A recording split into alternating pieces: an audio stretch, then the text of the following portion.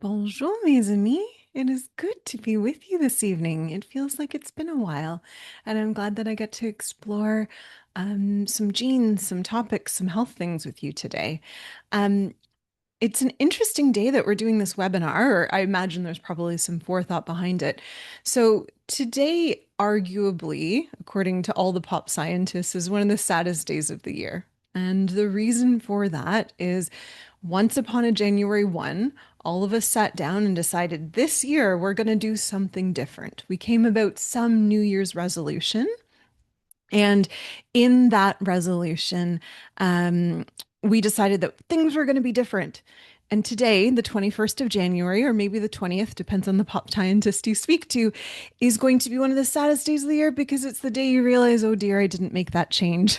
So, um, I want to know, audience, those that are with us this evening, toss a one into the chat if you are someone that leading up to January 1 was like, cool, January 1, I have this resolution and something is going to change. Put a one into the chat if you're someone that started the year with a resolution. Woof, I'm seeing some ones. I'm seeing a lot of people. Yeah, yeah. Okay. Okay. Now, the next question I'm going to ask, especially those that raised their hand and acknowledged I made a motive, had a resolution. Put into the chat for me a number two if today or maybe a day prior to today is a sad day for you because you weren't able to stick with it. The motivation that brought you into the new year isn't necessarily there. Yep. I'm also seeing a few twos there, and that's cool. I'm going to acknowledge I'm part of the twos as well, right? Twos happen. So I'm seeing from the audience, there was this intention. We all walked into the new year. We all thought about something, right?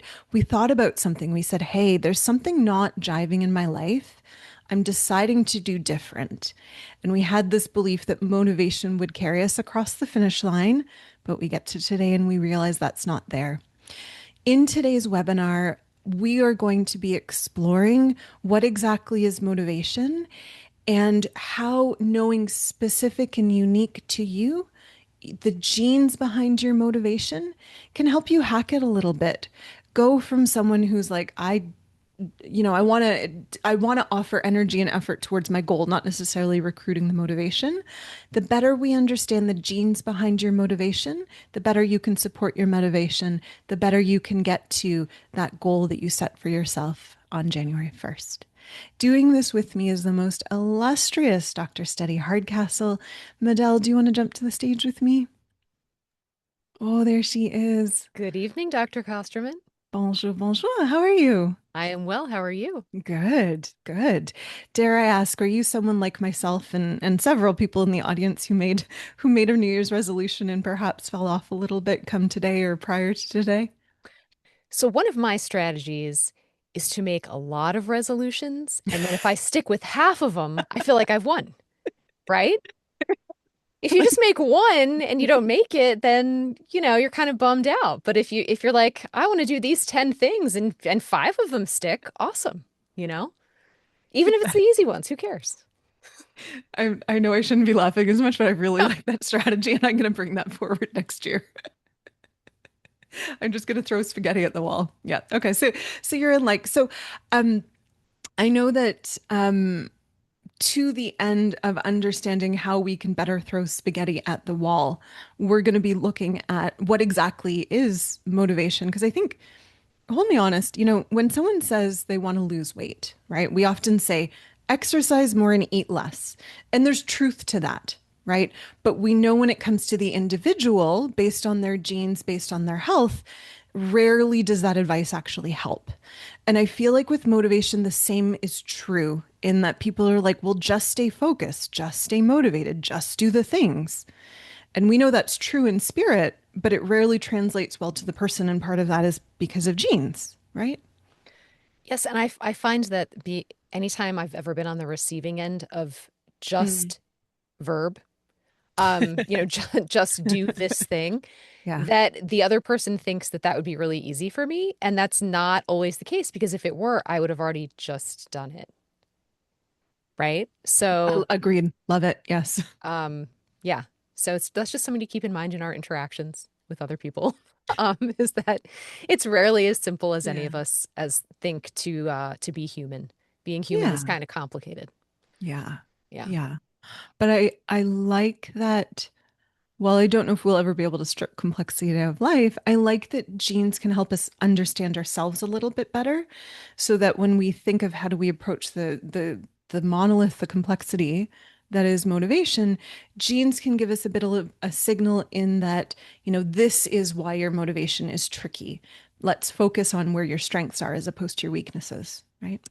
Right. And figure out how to work around challenges a little bit instead of thinking it's just about willpower Yeah. and that it's I'm just not strong enough to do this thing. Instead, realize that something could be happening in your body Yeah. that is taking over the situation. And then what you need to do is work with your body, Yeah. not against it. Because otherwise, you're kind of in a battle with yourself Mm, instead of feeling empowered and like, oh, okay, my body likes to do it this way. So we're going to do it together like this. And we're going to kind of yeah. get to the goal in our own Yeah. way, you know? Yeah. Yeah. No, I love that because I think to your point, once you know where the weak point in your motivation is, it becomes instead of blaming yourself, like a shame on me for not having that, it's like, well, cool, of course I'm weak in this area. This is how I'm going to address that. Right. So when we think through motivation, right? What are let's break that down a little bit. We've kind of talked about that motivation is different for everyone. What are the things that play into motivation that we should be mindful of? Biologically, Yeah.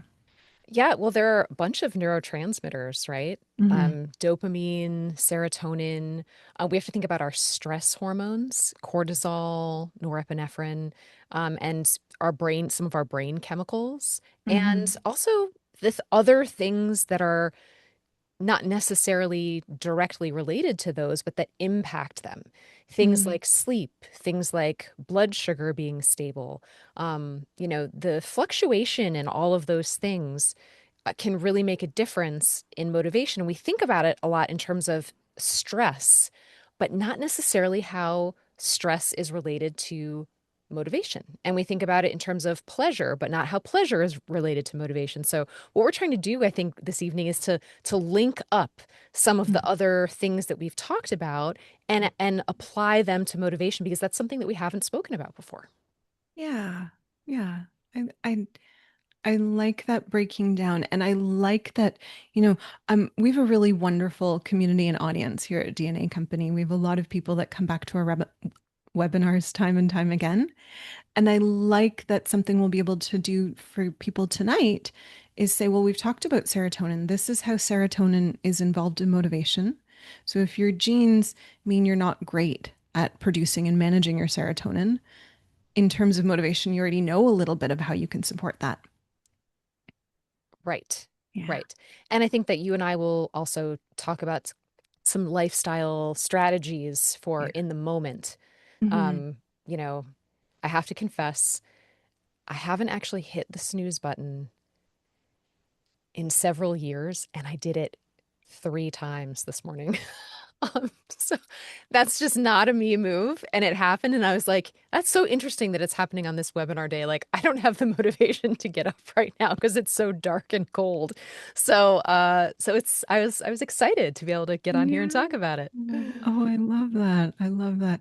I'm so curious who in the audience is amongst the Dr. Steady Club in that they haven't touched their sleep button in forever. I absolutely am not. Good for you, Dr. Steady. All right. Um, Perhaps before we start diving into genes that influence either the different neurotransmitters that we talked about, some of the hormones, some of the brain and the body elements, I wonder, Dr. Steady, do you want to maybe go through our survey so we know Yes, why our audience is here and how we can best speak to them as we go through it? absolutely. So it looks like consistency Mm, is the biggest issue, right? So there's probably some stopping and starting. I think we'll find that out later in the poll questions. And I think that sometimes people, if they aren't able to stay consistent, it's hard to just pick up and start again. And that mm, starting again thing, I think, is one of the challenges with mm, consistency, right? mm, And then avoiding procrastination was mm, the other big one. And mm. especially when it comes to self-care things, it seems like there's this endless list of things that are quote unquote more important. But how Mm. many things can we do better if we're taking really great care of ourselves? At least that's what I tell myself.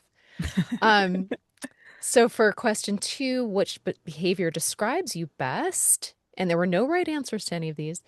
Um, we've got some I will procrastinate until pressure forces action. That is pretty common.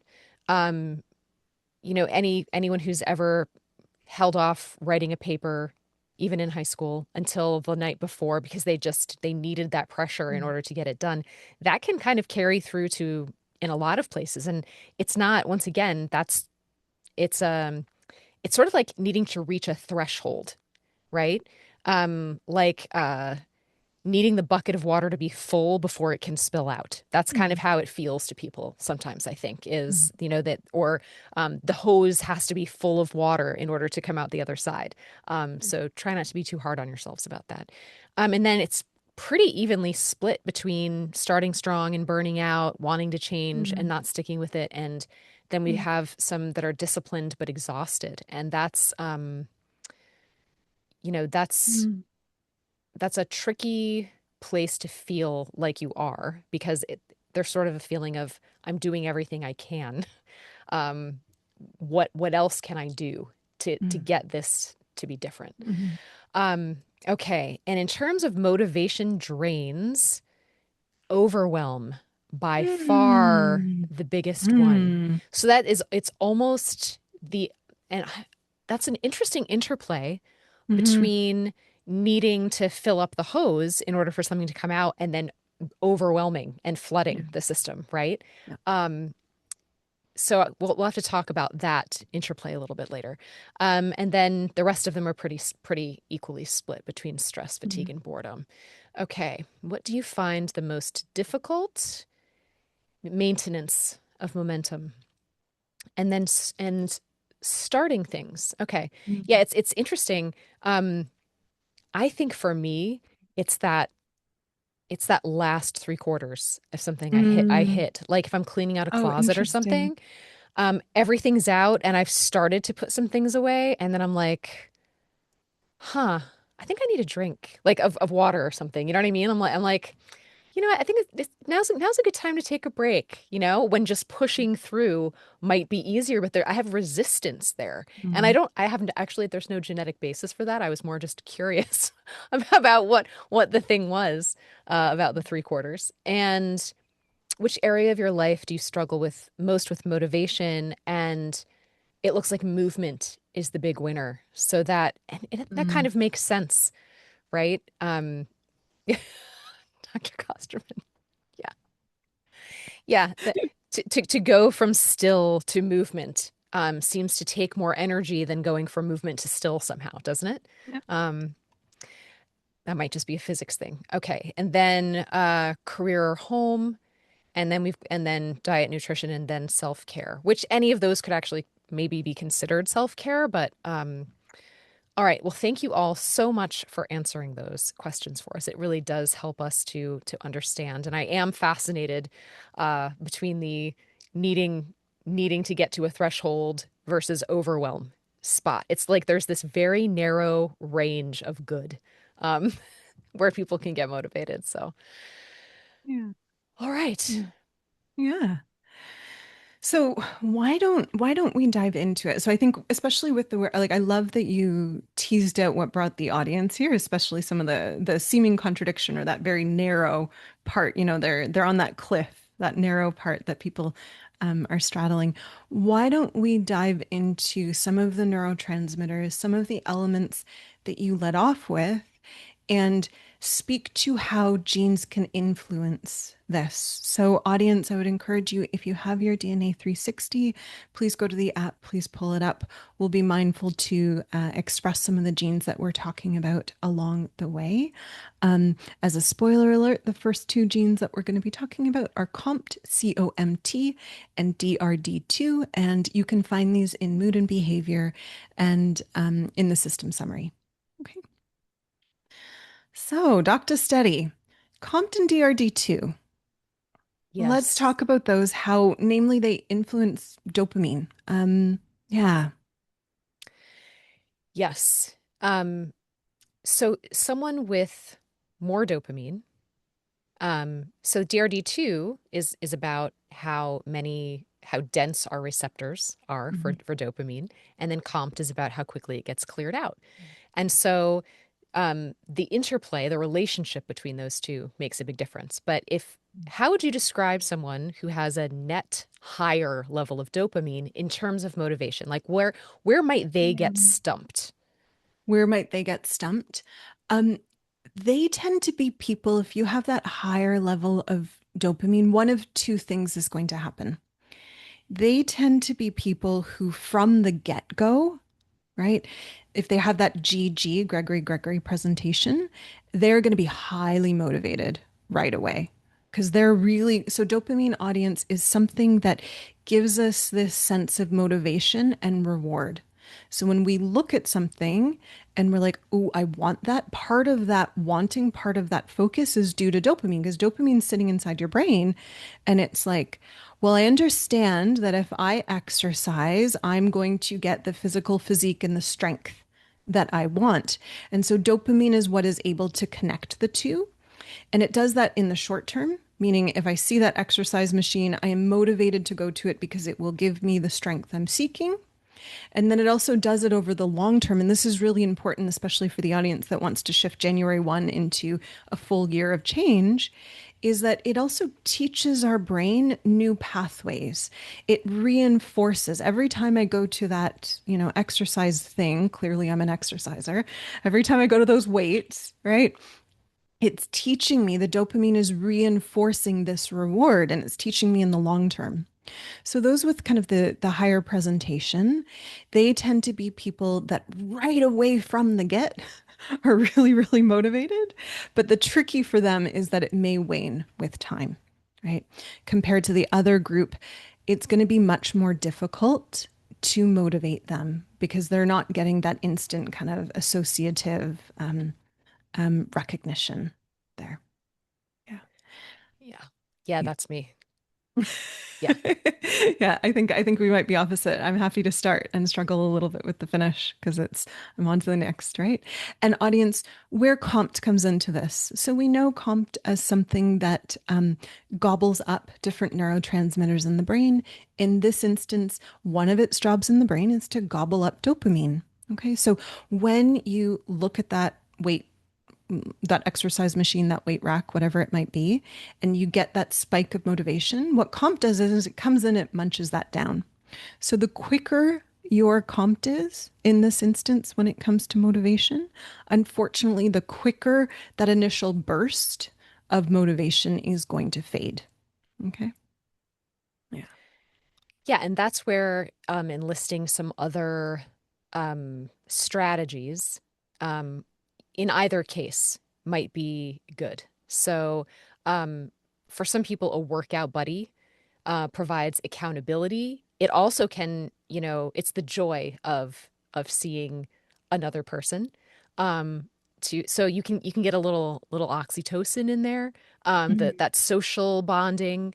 But for some people, genetically, that's not going to work as well, and they may really want the solitude of this is my thing, this is my routine, this is um, this is my time for me, where I don't have to really pay that much attention to other people. So once again, when you're thinking about what makes me more excited or feel more motivated to do something and not trying to squeeze yourself in where someone else does. Because some people are like, just come to this thing with me, come to this thing with me. And it might work, or you might be like, that was really too much for me. Like Zumba is not my jam. I actually do like Zumba, but it's not everyone's thing, right? Not everyone is into a group fitness class, but for some people, that's what motivates them to actually get out of the house is that thing. So it's not the exercise itself, Yeah. it's the socializing. Yeah. That's a part of it. Yeah. I like what you're getting at there, though, in particular for people who sit on either spectrum of this Compton DRD side, right? We've kind of said there's one group of people that will burst really quickly and fade really quickly. And then we said there's this other group of people that just straight up is going to struggle to even burst. And so if you sit in either of those extremes, there's an element of, cool, that's how you are. And so if you have a goal and you have something that you want to stay motivated towards, there's an element of you have to outsource how you're going to get motivated and engaged in it because you can't rely on the extremes. Either you burn quick and fast and then fizzle out, or you don't burn at all, right? If you sit in one of those extremes, you can't look to your own biology to be that motivation to start things or to maintain things. So knowing this about yourself means you look to, how do I outsource this? Maybe it's a friend group, which I think is great. Or maybe it's, I'm going to put down money to go to a class because I care about my money and I'll show up if I know I paid for a class, you know? Whatever that is, it's going to show up different for different people. Yep, absolutely. Yeah. Absolutely. All right. So, what are um some other genes that are going to um come into play here, Dr. Kosterman? Yeah. I think before we move on to serotonin, because I think especially for people who struggle a little bit with dopamine, serotonin's a good actor to understand. One other thing that will shift your motivation a little bit and works in coupling with COMT is going to be MAO. So we look at a gene called MAO. It's listed in your report, I think, as MAO-A. So that's MAO-A. And this is another dopamine gobbler. So if you have someone, if you're high activity for your MAO, you're going to be gobbling up not only your dopamine, you're also going to be gobbling up more so your serotonin. And the serotonin element we're going to discuss in a second, but that one's tricky. So if you're someone that's gobbling up both those quickly, right? Being ready not only for how do I outsource that motivation, but also learning to be gentle and to have some replenishing activities. Because getting you there, following through with your motivation is going to deplete you more than the average person. And it's going to take you longer to kind of use dopamine as something that trains your brain in a different way, right? So none of this is bad. It's just the awareness that if I extend myself for whatever I'm trying to be motivated for, and I'm someone that burns through these things, I don't have a lot of dopamine in this genetic regard, building in some self care afterwards is part of that. How do I keep motivation going? How do I keep myself sustained and cozy for whatever goal it is that I have? Yeah. I'm sure this joke has been made before, but is Mao your cat's favorite gene? Oh, Get I it? love it. I love, and what a day for my girls not even to be here on I know, screen. right? Some people haven't met you before. They're like, "What cats is Dr. Steady talking about?" She has two. Um, She has two, and they run the company, let's be honest. yeah, they do. They absolutely do. So serotonin. Yes. We love serotonin. Um, partly because when we have enough of it, um, it's it's a little bit. It feels a little easier to stay consistent. It almost feels like this sort of stabilizing element that keeps things from bouncing around too much, right? So that can be a thing. People think of it in the context of depression and things like that, but we're talking about it in terms of motivation, and I think that that's where it sits with motivation. What do you think? I like that. Yeah. I think when I think to serotonin, I think about it in two different regards. I think it does offer that cozy context, right? We know that when we feel comfortable and engaged, or some people qualify that, when some people feel comfortable and engaged, maybe not the audience based on the survey results, um, there's a better platform with which to be making decisions from and acting from. So I like that in terms of it is our cozy, it is our hug. I think the other thing that it does for us as well is it helps focus us, right? I think serotonin's interesting in that, and perhaps this is a byproduct of 1970s pharmaceutical marketing. We think of serotonin almost exclusively in terms of mood, and we forget that it's something that really can focus our attention, focus our resources. So when we're presented with this, I have this goal, I must recruit my attention for it, having access to more serotonin is beneficial, right? And I think that setbacks are also a little bit easier in the presence of um, ample serotonin. So things like self-criticism and moving through a setback instead of um, jumping to the conclusion that means that I fill in the blank, right? Instead of Mm. making a judgment about self, being able to be like, okay, well, today wasn't the day for that. I guess, Yeah. tomorrow is the day that I'm not going to hit snooze, right? Um, and being able to rally in that way. Yeah. Yeah. I think when I think in terms of what genes we have, right? Right now we have two genes that look at how do you recycle your serotonin, meaning how much access do you have to it. And then we have another gene that looks at how well you make it. And what's really neat about our coming panel is we're also going to toss into the mix um, genes that look at receiving serotonin. Namely, are you, if let's pretend you're able to make it well, you recycle it well, are you able to receive it well? Because we know with any neurotransmitter, there's several pieces to the puzzle. There's how much do you make, and then how do you receive it? And so I think in what the current DNA 360 speaks to, right? Those how we recycle it, how much access we have to it is going to be really defined by 5-HTT LPR. Okay. How we're making it is going to be through a guy named TPH2. And then in the new host of genes, we're going to be looking at a few HTRs, which are just serotonin receptors in the brain. Yeah. And I just want to also point out here that some of the genes that we're going to talk about, things like early childhood life experiences, Mm, also impact them. So, mm, so if you're someone who's looking at your gene report and you're like, all of this says that I'm ideal, like that I have this ideal presentation, but I'm still having a hard time, or I'm still struggling with motivation or anxiety or whatever the thing is, there are always external things. That's what epigenetics is that there can be these external forces that can affect how things actually present. There's the blueprint, and then there's the actuality of how things show up. It's sort of like if you're, I have no idea why this is the analogy that's coming to mind, but we're going to go with it. Like if you're making cookies and you've used a cookie cutter, the cookie cutter looks like this, but depending on if you press harder on one side of it than the other, it may look different than the cookie next to it, right? So the lines, on it may be more shallow or more deep. You know what I mean? It's the same cookie cutter, but the expression of it is different. yeah. That may be the oddest analogy I've come up with yet, and that's saying something. Can can I may I offer another analogy as well? Please do. I like to think of my life always reduces down to music. It is my favorite thing.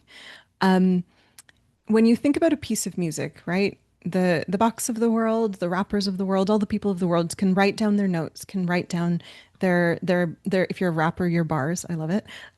You can write down what you want to say. And as you practice that, as the violinist practices, as the rapper practices, they might have to put a note in the margin of like, it sounds better if you speed up here. It sounds better if you slow down here. Or, maybe put a star because someone knows that's going to be something difficult.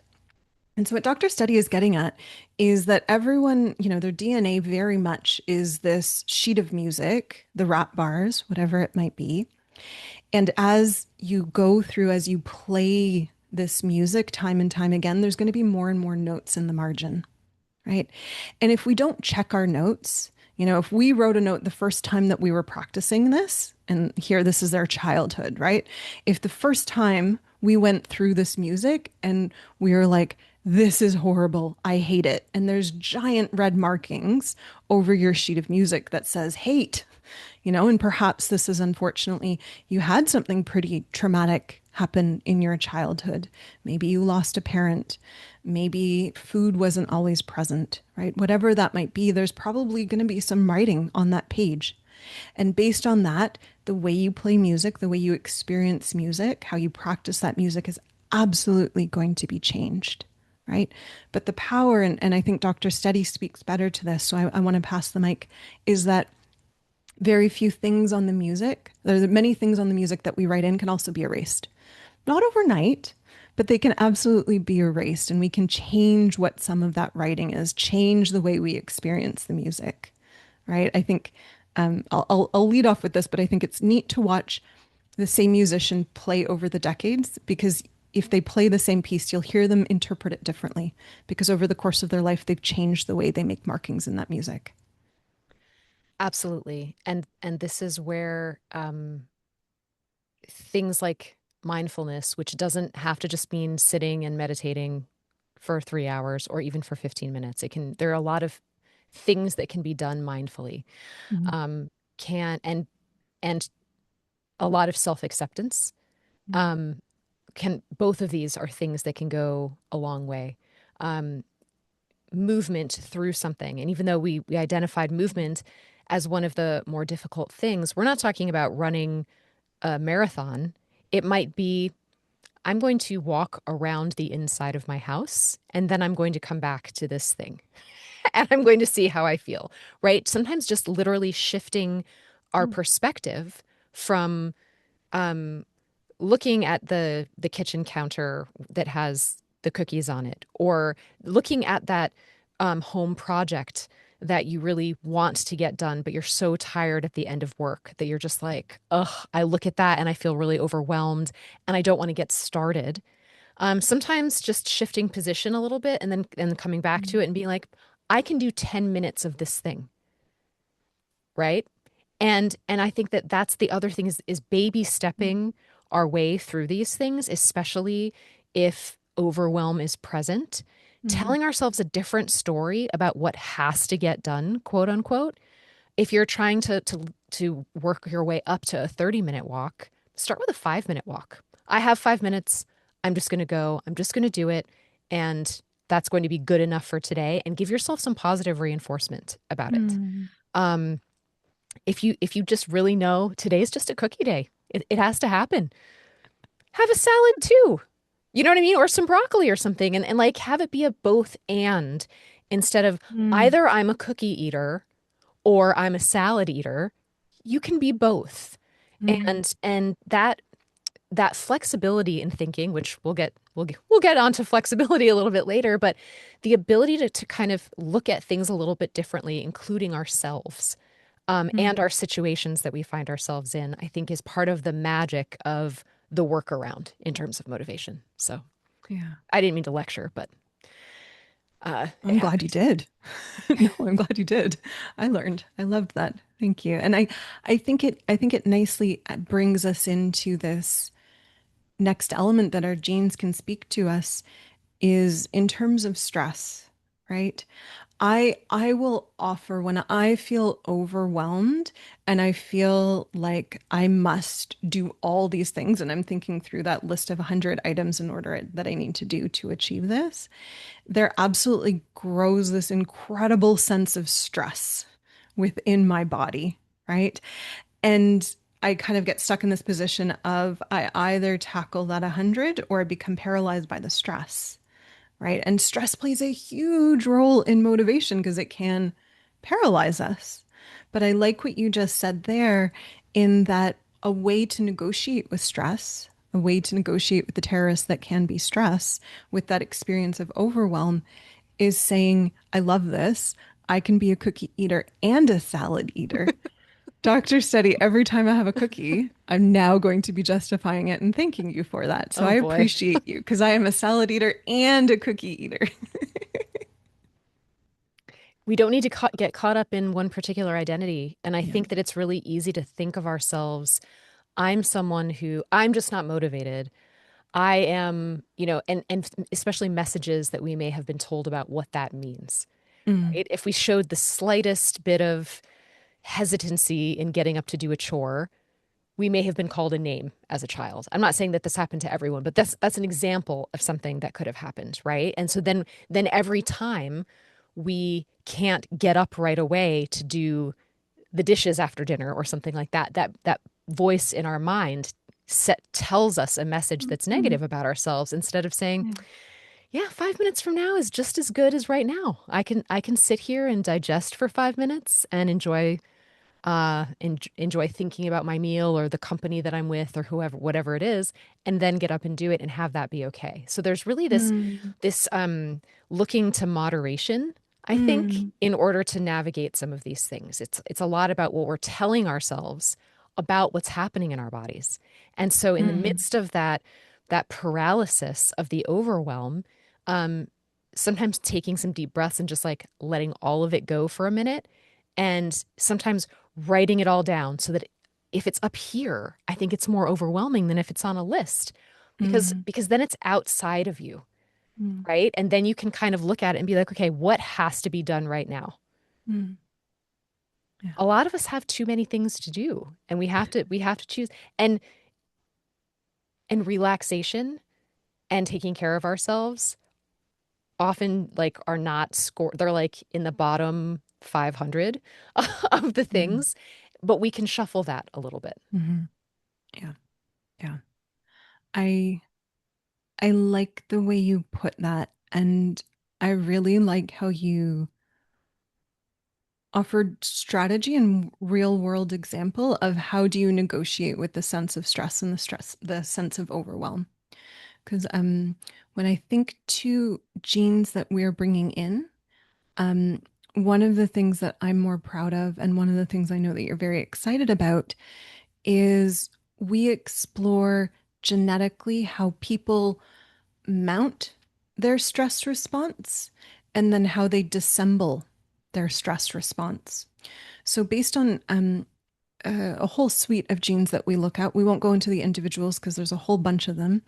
Um, Different people will are more sensitive to, are more prone to create that stress response. And then different genes make people more sensitive to not actually being able to turn it off. So some people it's going to, there's threshold for stress and perhaps it's even just the thought, right? Sitting on the couch, must I eat a salad? Must I be a cookie person, right? That is something that for others is so benign and not a stress trigger, but based on genes for some people, that might kick off this huge cascade. And then there's going to be other people that maybe they actually have a higher stress threshold, but separate and different to that, they can't turn it off. So the moment that it's turned on, it's going to be lasting for a really long time, as opposed to the expected proportional response, which can be minutes to hours, again, depending on the intensity of the stress thing. So for audience, something to be thinking through is we know when cortisol and stress signals kick off, they can reroute your brain from motivation and from the task at hand because you're not focused on what you need to be doing. Instead, you're focusing on this cacophony within. And so if you know some of the genes behind your stress, behind your the fancy science term is HPA axis, the hypothalamic axis, right? HPA adrenal. Oh, so close, so close. Um, but if you know how that is, that as Dr. Study has given us examples for, you can learn to cut that off in the butt so that it doesn't disrupt your motivation. And knowing things like your how you process caffeine. Mm, Because if you're someone who goes into a state of high cortisol pretty quickly, and then you pour some caffeine on it, you're getting sort of this, especially if you're someone who is slower to process it. Um, then you're you're adding to it. It's cumulative. Instead of, and so you may think, oh, I need the caffeine in order to motivate myself. But if you're someone who genetically is more prone to going into a stress place at the thought of the thing that you need to motivate around, the caffeine may actually backfire in terms of, so some people then are more motivated at night because they have they're kind of overthinking it in the morning, and then when they get into the evening, then they're like, oh, suddenly I feel like maybe I could do that thing, but when they want to do it is in the morning because that's when they actually have time to do it, right? mm, So it's all of these little things around timing and paying attention to ourselves and noticing when more than one thing comes together to create a problem versus separating those things and having a smaller um, thing to surmount, like a little Mm. an ant hill instead of a mountain to Yeah. jump. Yeah. Yeah. I like that you tossed caffeine into that because I think there's many people that think that caffeine is the solution to motivation, as you said, right? And oftentimes it makes it worse, right? You go to college or university and the first thing you're taught is, either alcohol or caffeine are going to solve your problems. Right.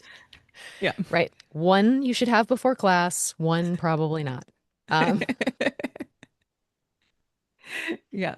Yeah. But I think, um, but they can also be used strategically, right? I think Justin, through some of our webinars, and I wonder perhaps we link this webinar in the chat.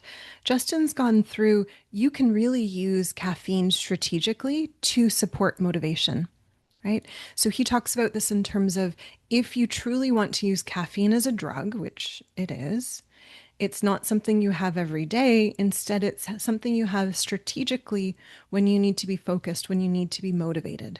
And you use it as something that further supports your attention and motivation, which is what it can do if you use it. So I think within the chat, we're going to put in glorious Justinisms, where he talks about how you can leverage caffeine as something to support your motivation. Because we don't want to. I think for some people it's a great tool, and then other people it's not a great tool. And so you have to figure out, where do your genes sit? Where does your body sit in terms of is it a friend or foe to your motivation?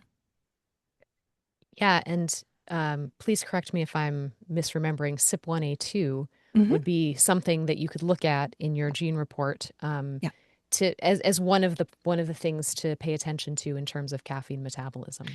So, Yes, yes. So if you are someone who metabolizes it in a quick way, meaning if you have a cup of coffee, you're actually pretty able to clear that caffeine out, compared to someone who's slower. If you're slower, that's going to be hanging out in your body a lot longer. And there's study that says that will not only increase your blood pressure, which your body, when your blood pressure increases, especially if it's something you usually sit at this blood pressure and then all of a sudden you're up here. Body interprets that as stress. So for many people, literally having that extra caffeine in it not being processed out keeps blood pressure here. And body doesn't have the ability to be like, oh, cool, my blood pressure's high. Instead, body says, I am stressed, something's not okay. Yeah. right, Yeah. right. Uh, Yeah. because its interpretation of things and what we think its interpretation of things are can be a little bit different, right? Um, and that so then also if you're someone with this some of this stress pattern and then you've added some caffeine into the mix, if you want to use exercise to kind of level off, more of a, you know, walking or yoga or something like that is going to be better than we think, oh, I need to burn it off. I should do something really vigorous, but that Mm. may actually increase your stress hormones more than because exercise naturally does that, but then over Mhm. time, exercise actually brings down these stress hormones when done regularly. But in the moment, it's some people will feel a little bit worse if they've got the cocktail of stress hormones and a bunch of caffeine, and then they try Mhm. to run, their heart rate just may go up to a place that they don't feel comfortable. And that may be demotivating, right? Like, oh, I'm Mhm. so out of shape, I can't do it. And it's like, well, maybe without the caffeine, the heart rate wouldn't have gone up so Mhm. quickly, even though it's an exercise enhancer, Yeah. right? So this is where knowing the genetics around stress and all of those things and when to employ it Mhm. makes a big difference. Yeah. I like that. I wonder if we can continue on this tip a little bit and really ground a bit more into the body. So we've talked a lot about in the brain. We've talked about dopamine and serotonin and cortisol, probably norepinephrine, maybe. I think so. I wonder if we can sit in the body and look at things that happen within the body that influence motivation, right? So we talked a little bit about blood pressure and stress, but Dr. Steady, can you talk to us about how blood sugar is going to influence motivation? Absolutely.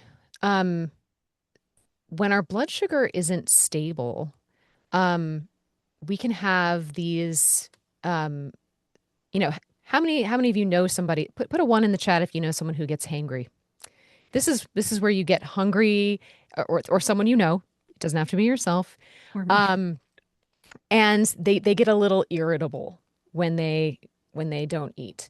Um, so that's one example of the kinds of symptoms that can happen from, yeah. So is hangry a real thing? I don't think it's in like the Webster's dictionary, but it's, people know what I mean when I say hangry, generally speaking.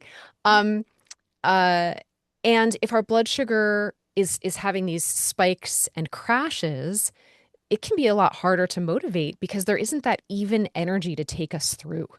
It's for some people it's like they eat and then they have the energy and then their blood sugar crashes, especially with carbs. Um, if it's just carbs and there's not a mixture of things in there to keep it stable, and then they may feel really tired. Some people also feel tired when their blood sugar goes up, because they it makes them feel kind of funny. So Mm. really having a sense of what our blood sugar is doing and making sure that we have enough in our system to to go the distance with the thing that we're doing is an important thing to keep in mind, depending on what it is that you want to do. Yeah. Yeah. I like that because I think so often when motivation breaks, we feel it's a failure of willpower, right? And in this instance, maybe it's not a failure of willpower. Maybe it's, you had a donut, blood sugars went up here, and the moment they dropped, that's more the failure than it was the intention and the desire to do whatever it is, to battle through and to keep focused and to keep motivated. It's a very physical message from body. Yes, I don't have the energy to do that is basically the message from body, Yeah. right? Um it's trying to communicate with you about Hmm. how it's feeling in Yeah. that moment. Yeah. Yeah. Yeah. And genes, audience, let's be honest. The genes we have in the DNA 360 and the genes we are bringing into the DNA 360 that capture how we're able to manage our blood sugars, how we're able to mount insulin, how we're able to kind of manage that on a genetic basis, those are so important. And there's so much amazing research that says you may or may not be susceptible to risk of diabetes. That said, that said, right. It's that old phrase of genes are the gun, lifestyle pulls the trigger, right? Lifestyle's very strong in this sense. And so I would offer if you have a January 1 resolution or you have any goal that you're trying to stay motivated towards, being mindful of your blood sugars and how that's going to influence energy and motivation throughout the day is really, really important. And I think also some of the things that we're bringing in talk a little bit more about the um not exactly the psychology of eating, but the people who are more like, I mean, if some of this is in Mm-hmm. the original DNA Mm-hmm. 360, some people are more likely to use food as a coping mechanism than others genetically. Mm-hmm. It doesn't mean that they will or that they have to, but kind of, the awareness of what, for what reason do I want? I'm just going to go back to the cookie. Apparently, I'm having a Love it. maybe I want a cookie. I don't know. Um, Yes, you do, and you should have one. Going back to, do I want this because I'm excited for it and I love how it tastes and uh it, it's going to give me fuel or whatever the thing is, or is it more of a mindless see cookie, don't think about it, put cookie in mouth type of situation? And what level of overwhelm, what level of stress are you in when you're making that quote unquote decision? Like, does it feel like a conscious decision or does it feel like automatic pilot or a compulsion to do in order to change how I'm feeling? Like, what a question that I like to ask myself around things if I'm, whether it's motivation um, or maybe trying not to do something even would be, what am I feeling that I don't want to be feeling right now? Like if it's a, if I'm feeling, I don't,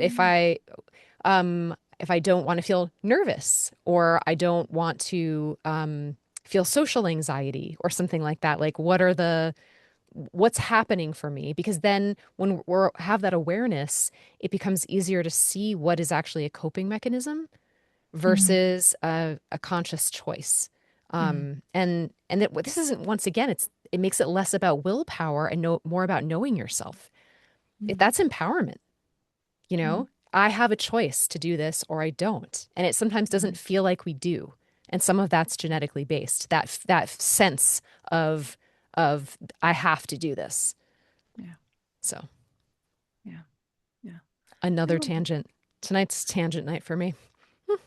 Well, I won't speak on behalf of the audience, but I'm loving these tangents because I think there's some really solid pearls within them that people can see in terms of here's perhaps where my motivation wavers a little bit, and here's a way that I can get back on the bandwagon. Because I think you the point you made as we were going through some of the survey results is it's really difficult once you've fallen off that motivation bandwagon to jump back on, because in that moment there's that sense of I might as well give up.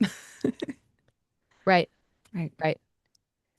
Yeah. Today is a new day. Every day is a new day. I do prefer to start things on Mondays, but if I can't, I will do it Tuesday. Like if I have to, I will start something on a Tuesday. I appreciate you. I appreciate you. Um, I'm recognizing that we skipped something in the brain, and perhaps I apologize. I took us out of order a little bit. I needed to remind you that chaos exists. Um, do we want to talk, perhaps before we close some of this up and move into questions? Audience, if you do have any questions for us, please ensure you put them in the Q&A box after we talk about this last chaotic agent that I accidentally glossed over. We will be jumping into the Q&A box to answer any of the questions that you do have. Um, to the end of chaos, BDNF, kind of important, but yeah, just jumped over it. What can we say? Yes, absolutely. Um, One of the things that I like to think about in terms of BDNF is habits. Is like, Mm, you know how, there are these studies about how long it takes to form a habit and how mm, easy or difficult that is, how many different pathways we see toward the goal versus only seeing a limited number, partly has to do with BDNF. Um, and so that plasticity, that flexibility, that if I don't do it Monday, I can do it Tuesday. Actually, I tend to be low in BDNF, so I'm actually proud of myself for saying that. Um, this can impact it. It can be harder to adapt to new routines. But what I loved was I found this little nugget, which was there was a 2024 review of 20 studies talking about health habits, and health habits typically needed 59 to 66 days to form. But listen to this individuality: 4 to 335 days. That was the range of how long it took people to form a new habit. And I wondered to myself, of course, I wonder if BDNF had anything to do with that.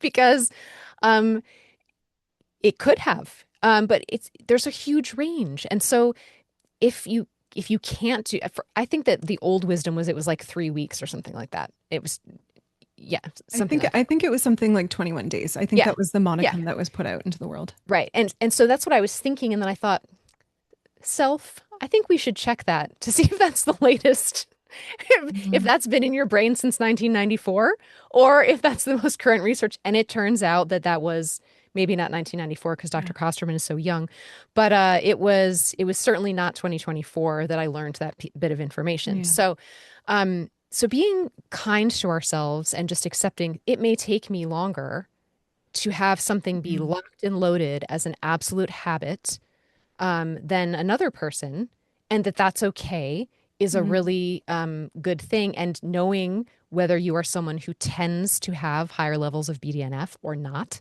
and then taking steps to encourage that, such as exercising and heat, and especially heat because it's winter, mm. um, uh, are really good things to do to help yourself with your habits, Yeah. right? Yeah. Yeah. I like that you brought up the study because I'd like to add an extra layer onto how long those days, that window, that time that requires to build a habit. There's been a few studies that look at the type of habit that you're trying to develop will also influence that window, right? So if you're trying to build a habit around um, every day, and I'm trying to think of something small. Every day I am not going to hit the snooze alarm. Instead, when I wake up within that first 5 minutes, I'm going to get out of bed. That's a smaller habit per se to establish, right? And research says that that tends to be where people do stick around that 20-day mark, right? If it's a medium habit, I think they stick to the range that Dr. Study initially gave of that, 60-ish days. And if it's a big habit, it takes a lot longer. And then to her point, there's going to be incredible range there because dopamine's going to influence that, serotonin's going to influence that, BDNF is going to influence that. So there's this element of being honest with yourself. How big is the habit? If it's big, you got a plan that it's going to take you, on that 355 sort of day space, that year-long space to establish that habit compared to a smaller habit. And separately, your genes. If you know you're someone that struggles with motivation, you're going to fall off the bandwagon. You're probably going to want to give yourself the grace of more time in order to ingrain that habit. And probably most of you have heard of habit linking, but I'm just going to Ooh. throw it out there anyway. And an example is I started taking a supplement that I need to take in the morning on an empty stomach, but I can have black tea because I should be drinking caffeine, obviously. And so I set an alarm in my phone that would go off at the same time because I tend to get up at the same time every day that I'm putting on my tea water, right? So then I started to associate Hmm. the tea water and the supplement, and now I don't, and it relatively quickly I was able to get that one down because it was like I would come down the stairs and it was like time for tea. Oh, it's time for my supplement, and they became Hmm. a couple in my brain. They had a Hmm. relationship. And so that type of linking things can be really helpful in terms of little habits like that. When if you're talking about really big changes, it might be more difficult. But it works the same way in reverse, where I think when a lot of people are trying to stop Hmm. things, like if they're trying to stop smoking, for instance, they might avoid certain other things, and I've had friends who were trying to quit or patients, they would switch from coffee to green tea because when they had the coffee, they wanted the cigarette. And so if you can see how you have reverse engineered something, you can Hmm. also tell something about how you like to link things up. Or if you can, or how you can just tell things about yourself that way. So paying Yeah. attention to this habit linking, I think would be Yeah. cool. I think an interesting example of the habit linking is with smokers, right? If you are a smoker and you're addicted to nicotine biochemically, from like just simply from the physical addiction of nicotine, if you are a however long smoker addicted to smoking, that nicotine addiction biochemically is gone within 3 to 4 days, depending on the person. But the habits, that is the tricky part. That is the brain part. And that's what Dr. Steady is talking about here, because many people will link cigarette with a break, cigarette with stress response, cigarette with. And so if the goal of the motivation is in this example of, changing in the sense of removing something, you need to identify some of the habits that trigger that seeking and address that, right? Because that's part of how do we address motivation? Be smart about it. And you can, if you can switch it from I smoke when I take a break being the example to I call my mom. I'm Oh, just, you know what I mean? Like, or something else. yeah. Because the brain will go, but I won't get a break if I don't do the thing, Hmm. right? So if you can substitute for something else, that's assuming that you like talking to your mom and that that feels like a break to you, which I don't want to assume for everyone. But I actually when I was working in a restaurant way back in the day, I was annoyed that people could take smoke breaks. So I started Mm, taking non-smoke breaks. I was like, okay, I'm gonna I'm gonna head over by the walk-in. I'll yeah. see you in 2 minutes. Um, Yeah. so Yeah. No, I think it's smart. I love that you took a mental health break and you're like, I'm taking a non-smoke break. But identifying points where with motivation can waver, right? Getting ahead of it, getting ahead of the biochemistry of it all is important. with a little Yeah. bit of planning and strategy. Oh Lord. Oh Yeah. Lord. Planning, just as I am the element of chaos that rerouted you from how we were going to walk through our genes this evening. That's all right. I'll rein in the chaos a little bit. Just a little bit though. Just a little bit. Um, is there anything else, Dr. Steady, that we want to cover, I think, before we get to some of the questions in the Q&A? I Hold think me just honest. just pointing out that circadian rhythm, some people are more Chaos, thank motivated you. in the morning, some people are more motivated at night, and working with yourself on that as opposed to trying to work against yourself is probably I am actually a morning person, and if I don't exercise in the morning, good luck getting that to happen, right? At all. Because by the end of the day, that's just not my thing. Whereas I have a cousin, I think he gets on his treadmill at like 10 o'clock at night. And I'm like, dude, I'm in bed.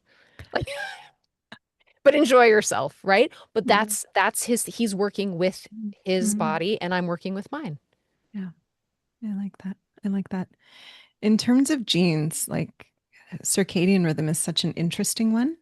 Um, we have a new assessment coming out with a new set of genes that assesses for the genes that will influence circadian rhythm, right? And when we talk about circadian rhythm, to Dr. Steady's point, based on, the circadian rhythm your body is attached to, you will have different points of the day where you're motivated. So Dr. Steady is an early bird, and her motivation from this chronotype, from the circadian rhythm perspective, peaks in the morning. I am very much a night owl, and so mine comes much later in the day, and good luck waking me up in the morning. It's a scary thing.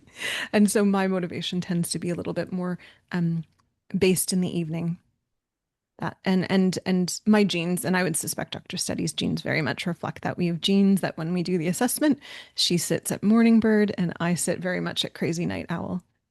The But one thing together we're good all day long, right? Like as long as one of us is on top of it. True, true. But audience, I think one thing that's really important, especially if you have the new DNA 360 and you're looking at your chronotype, um, if you're a night bird like myself, but you must be a morning bird because life happens in the morning for some weird reason, it's very possible to flip. The power of knowing your chronotype and when, from a circadian rhythm perspective, your motivation is going to peak, right? Means that if you have to shift it to be opposite, if you're consistent and you already know that you have to be exceptionally consistent because that's not your normal, that's not your natural, that is something that will support you. Knowing that consistency. I know that when I have to be a morning person, I don't get to stay up late at all, or else I'm going to derail myself entirely, right? Knowing my genes in this regard shifts my motivation, shifts the discipline with which I approach my sleep schedule. And so that's something to be minding. Remember, genes give you what your body's inclined to. And with that education, you then can shift how you act in the world. It shifts how much grace you have, really. If I need to be a morning person, I have no grace for late nights, even though they're my favorite in the world. Yeah, Good. sweet. Did we All catch right. everything? Yeah. I think so. I think we hit all of the main points that we wanted to hit. And so we do have some questions in the chat for us to tackle. So Hmm. the Yeah. first one is from Lorna. Oh, hi, Lorna. I heard about you today, Lorna, and that you're awesome. Not that I'm sure all of you are awesome, but I just happened to hear about Lorna today. Love Um, it. Lauren is asking, can you please speak about overwhelm and how to best deal with it and how the genes affect it? So we talked a little bit about some of the things, um, and um, I think that sometimes overwhelm is a lot about not knowing what to prioritize and everything feeling like it's equally as important. It's sort of like uh how do I know what to do? if I can't do all of the things, I have to pick one, right? Where do I go from here? Mm. What's the map around that? And I think that the first step is probably taking a break from running through all of the things in one's mind, because I think that that's something that tends to happen. Overwhelm can also feel very physical. It can feel like this freeze, like I can barely breathe. I don't know which way to turn. I am literally frozen in place because I have so much to do that I can't even start. And then it's like I'm not starting and you get even more overwhelmed, right? So sometimes just breaking that physiological state is really important. And that's when I said, like, maybe take a little spin around the house or something, which your brain is going to tell you is wasting time. Mhm. I don't have time to take a little walk around the house because I have these 350 things to do, but you will do them more easily and probably arguably better um, if you can break out of the overwhelm, because eventually with overwhelm, you do something, right? Sometimes it's just that it takes so long and then the overwhelm builds on itself, right? So it's a little bit about a pattern interrupt of stopping the freeze of overwhelm. And that's why I think that a little bit of Mhm. movement, a little stretch, a little walk around the house, something like that, and then come back to it and either write it down or evaluate it. If you don't want to write it down, I'm not going to make you, but really figuring out what has to be done. And I think that that sorting is largely what the overwhelm is about. Even phoning a friend and saying, I have these 65 things to do, and I'm really struggling to prioritize them right now. Can you help me? Until um, until you get to a place where you can like hear your friend's voice in your head, being like, well, put on some pants. That's Step step one. one. You Step one, be clothed.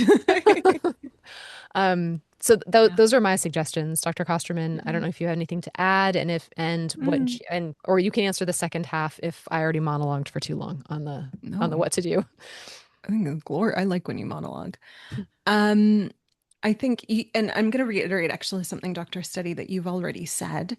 Um, Sometimes the decision just to do 5 minutes of something makes it a lot more easy and a lot more approachable. So if you're coming across, I must do this really big task, and as Dr. Steady has articulated, I see 100 things that I have to do, and I don't know where to start because all 100 are an equally good starting place, and you get in this space of overwhelm that you're freezing or you're like, might as well not even do it, right? We had a lot of procrastinators in the audience. The commitment to when you feel that sense of overwhelm to just spend 5 minutes on it, right? On any of it. Pick a random, out of the 100, pick a random one, whatever is most accessible, maybe whatever feels best to you. Doing that for 5 minutes will give your body a beat to calm down, will give your body a beat to realize you actually don't have to do 100 things all at once. It gets you in that space of you can just do one, right? So I like the idea. I love the idea of breaking it up with body and going for a bit of a movement and reminding us that we don't live up here. And then, but if you're at your desk and there's maybe a social situation where you don't have that option of going for a walk, because that happens sometimes, simply picking an arbitrary one of 100, doing that for 5 minutes often will get your brain to calm down. And so you'll be able to move through more than just the one of 100. Yeah. Yeah. In terms of genes, I think overwhelm, I often do think of HPA axis or the stress, right? Because the moment we're kind of in that position of, oh no, I can't, like, there's so much I'm freezing, that really has a lot to do with our HPA axis and how we're experiencing the world. So I think genes there become really important. And I also think serotonin's really important, because if you don't have that background sense of calm, that background hug, it's really difficult to act and to move from there. So those are the genes that I'm thinking through. So HPA access, which you will find in the new reports, and then in terms of the version one or legacy DNA genes, we're thinking like 5-HTP and TPH2 for serotonin. Yeah. I get stressed out around packing. Packing overwhelms me. And Ooh. I have to walk myself through these things sometimes. Mm. Just just as a little confession for all of you, in case I you're wondering. procrastinate on my packing. I do it maybe an hour before my flight. I enjoy how opposite we are in some regards. Yeah. All right. Tracy, I think, has our next question. It's not you, Tracy, it's a different Tracy. Tracy is asking if Compt AA is high. So, no, Tracy, in terms of Compt, if you have a GG, as in Georgia, Georgia, that is going to be the quicker, the higher, the faster processing. You're going to be more of that dopamine gobbler compared to AA, which is maybe an. And presentations tend to be slower. Dopamine's going to be hanging around, or noradrenaline, whatever it might be, is going to be hanging around a lot longer because you're a bit of a slower gobbler. So I hope I got that. She's also asking in terms of Mao. Dr. Study, I might have to look this one up because I don't know the alleles off the top of my head. Do you have them handy? I do. I just have to open it. All right. Let's see here. And then this is my new spreadsheet, so it's got all of them on there, so it might take me a minute. Oh, but it's alphabetical. Isn't that lovely? Get you being Okay. fancy. Let's see. Oh, interesting. I somehow skipped Mal. Hmm. The cats will be very disappointed in me. I do not have it handy. Um, If you perhaps want to speak to Nicole's question, I'm going to go pull that up for us. Perfect. Yeah. Um, Nicole is asking about suboptimal serotonin, and what can be done about that. And I wish that I was going to assume you're talking about it in the context of motivation. And what can be done about it is first off, knowing that is a really good thing. Um, Sometimes when people have suboptimal genes for serotonin, it becomes more of a thing of how to pick the task. That can really be a big thing for people with that presentation. So knowing that about yourself and minimizing um, things that don't need to be dealt with. So, for instance, minimizing the number of things in the space. Like if this were a work situation, not wanting lots of bells and whistles going off, so that you can focus on things would be a good thing to do. And if it's about avoidance or anxiety, and um, what I had said before about being a little bit more easily discouraged, then I really do think that things like self-talk are really important here. Uh, Saying to yourself, it's okay that it didn't happen today, or I can do this now. I can do it for 5 minutes. Really making sure that you're not um, buying into anything that's negative, and tapping into some of the other um, reward system type of things. Like if you're good with dopamine, maybe pointing more toward the pleasure, or if your which you wouldn't know yet about your oxytocin, but if that is a helpful strategy for you, motivating through social activity, and also knowing what your stress genes are like, whether or not that's exacerbating having suboptimal genes for serotonin, or whether or not that's not an issue for you. Anything to add to that, Dr. Kosterman?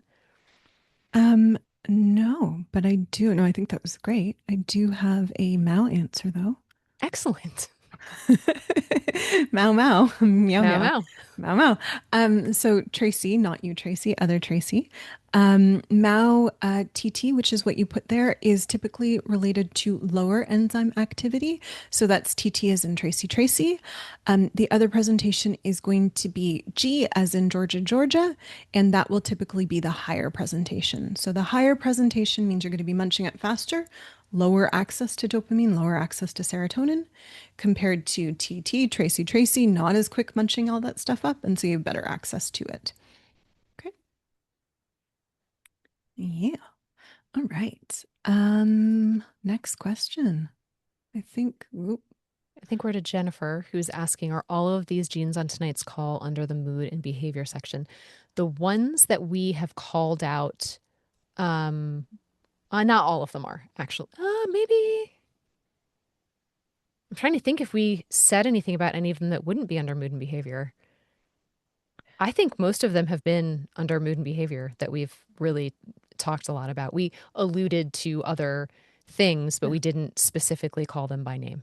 Yeah. I think the only two exceptions would be when we talked around sleep and chronotype that exists in Mm. the sleep report.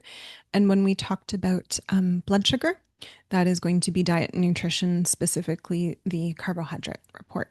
But to Dr. Study's point, I think the places we most spent time on are all within mood and behavior. Sweet. Dirk has a question for us. Hey, Dirk. It's good to see you again virtually.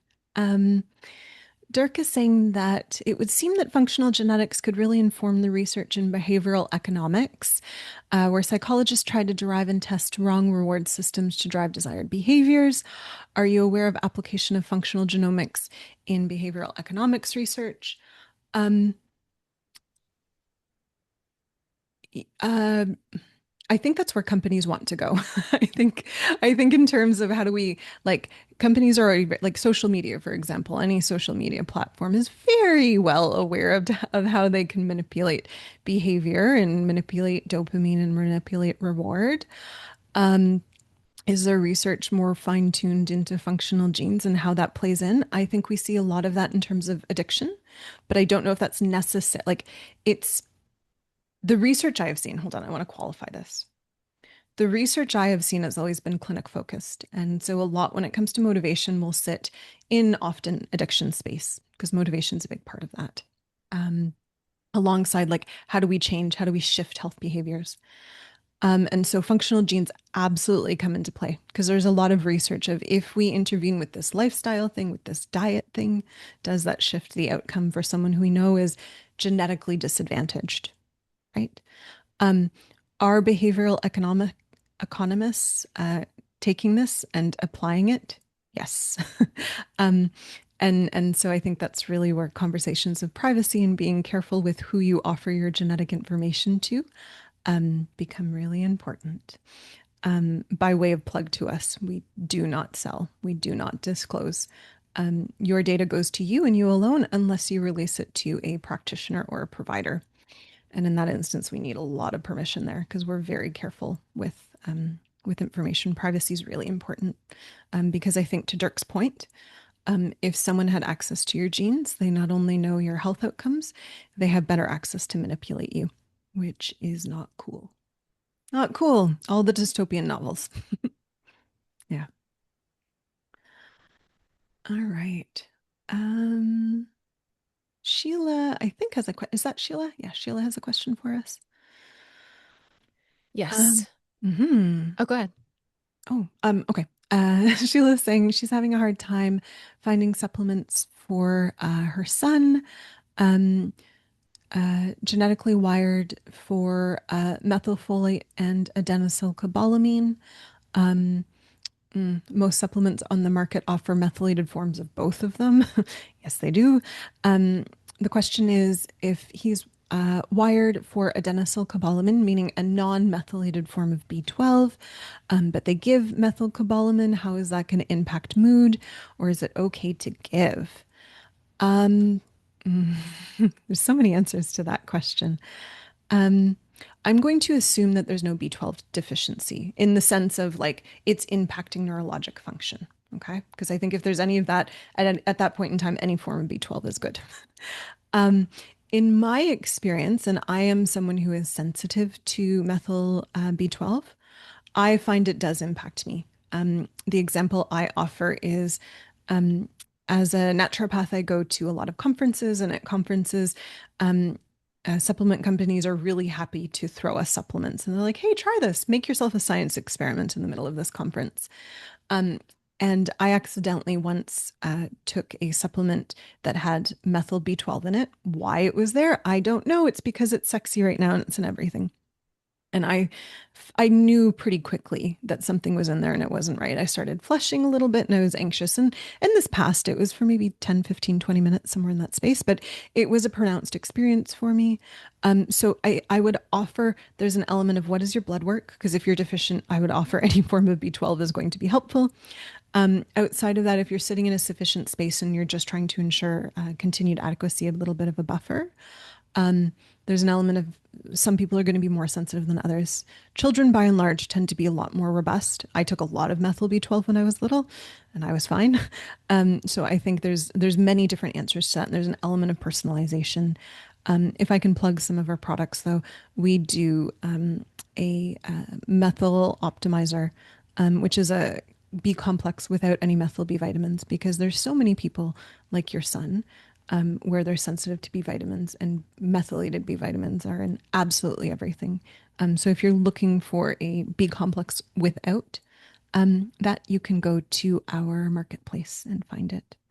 Dr. Steady, did you have any other insight there? Did I skip over anything? No, I don't think so. And in the past, I have had to get one without anything and then add in things as I needed that were separate in order to get things optimized for what I needed. And I just wanted to say I feel for you. That it can be really Mm, difficult, and that's one of the reasons that we do the supplement, make the supplement decisions that we have mhm. for the ones that we carry. So. Yeah, yeah, yeah. All right. I think the next question might be for me. Kyla is asking the question. I briefly mentioned serotonin receptors. Can I elaborate on the associated gene there, and what they mean and which ones you test for? We're testing for two in the new panel. I'll speak to one right now. The one that I mentioned, at least, is HTR1A. And this looks at how the receptor expression, so essentially how much is going to show up, how many receptors do you have access to, right? Kind of like DRD2, right? We talk about DRD2 in the sense of you can have dense presentations of receptors or not.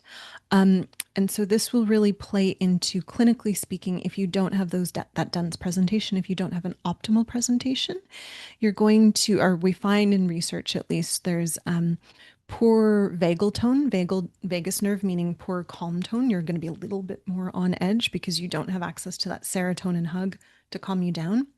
And the risk variants are also very much associated to anxiety and a general stress sensitivity because again you don't have the serotonin to offer a little bit of a buffer and a sense of calm. So that is one of the two that we look at in terms of serotonin receptors in the new genes. Yeah. Um, we are going to, Kyla, throughout this year, throughout our webinars, we're going to more and more speak to the new genes that we're including within. Mhm. Right. Dr. Steady. Is Well, it?